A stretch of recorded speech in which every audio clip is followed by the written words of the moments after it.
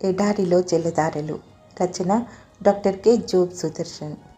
చెట్లు లేని మెట్టల్లో నదులు ప్రవహించెను, కొండలోయల్లో ఊటలు ఉబికెను, ఎండిన ఎడారి నేలల్లో జలధారలు పారెను. మనుషులకు చేసినట్టు కాక ప్రభువుకు చేసినట్టే. ఎఫెసీ 6:7. సముద్ర తీరాన ఉన్న కొండపై 3 చెట్లు ఉండేవట.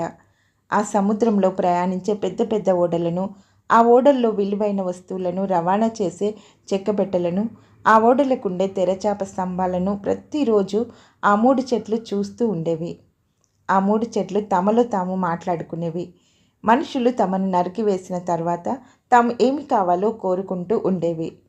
మొదటి చెట్టు, ఆ బంగారు వజ్రాలు ఉన్న ఆ చెక్క పెట్టెలున్నాయిగా, నన్ను కూడా పెద్ద పెట్టెలాగా చేయాలని కోరుకుంటున్నాను. విలువైనవన్నీ నాలో ఉండాలి అనేది. రెండవది, నన్ను ఆ బ్రహ్మాండమైన ఓడగా తయారు చేయాలి, గొప్ప గొప్ప వాళ్ళంతా నాలో ఎక్కి వెళ్తారు అనేది. మూడవ చెట్టు, నన్నొక బలమైన స్తంభంగా చెక్కి నిటారుగా నిలబెట్టాలి, నేను తెరచాప స్తంభాన్ని అవుతాను అనేది. కొంతకాలానికి మనుషులు ఆ చెట్లు నరికివేశారు.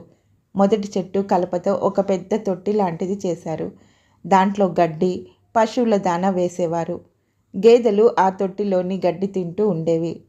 ఒకరోజు ఆ తొట్టిలోని గడ్డి అంతా సవరించి పైన ఒక మెత్తటి గుడ్డ పరిచి ఒక పసిబాలుని అందులో పడుకోబెట్టారు. ఆ రాత్రి కొందరు గొల్లవాళ్ళు వచ్చి ఆ పాపాయికి మొక్కి సంతోషించి వెళ్ళారు. ఏ వజ్ర వైడూర్యాల కన్నా విలువైన బాలుడు ఆ తొట్టిలో పవళించాడు. రెండవ చెట్టును నరికి ఆ కలపతో చేపలు పట్టే చిన్న పడవ చేశారు. అంతా చేపల కంపు. ఒకరోజు ఒక కరుణ నిండిన చూపులతో గంభీరమైన ఒక వ్యక్తి ఆ పడవలోకి ఎక్కాడు. కొద్దిగా నీళ్లలోకి పోనిమ్మని చెప్పి ఆ పడవలో కూర్చొని ఎన్నెన్నో అద్భుత విషయాలు అక్కడి వారికి బోధించాడు. ఎంత పెద్ద ఓడకైనా లేని భాగ్యం ఆ చిన్న నావకు దక్కింది. మూడవ చెట్టును కోసి పొడవాటి దూలాల్లాగా చేసి పక్కన పెట్టారు. ఒకరోజు సైనికులు అందులో 2 దూలాలను నిలువు అడ్డంగా కొట్టారు. ఒక మనిషి చేత దానిని చాలా దూరం మోయించి దాని మీదే అతన్ని పడుకోబెట్టి మేకులు కొట్టి నిలబెట్టారు. తెరచాప స్తంభంగా అవుదామనుకున్న ఆ చెట్టు లోకరక్షకుని వ్యధస్తంభంగా విలసిల్లింది. ఆ 3 చెట్లు తాము కోరుకున్నట్టుగాక దేవునికే అలా ఉపయోగపడినాయి. ఏదేదో కావాలని కోరుకుంటున్నావా? ప్రయత్నిస్తున్నావా?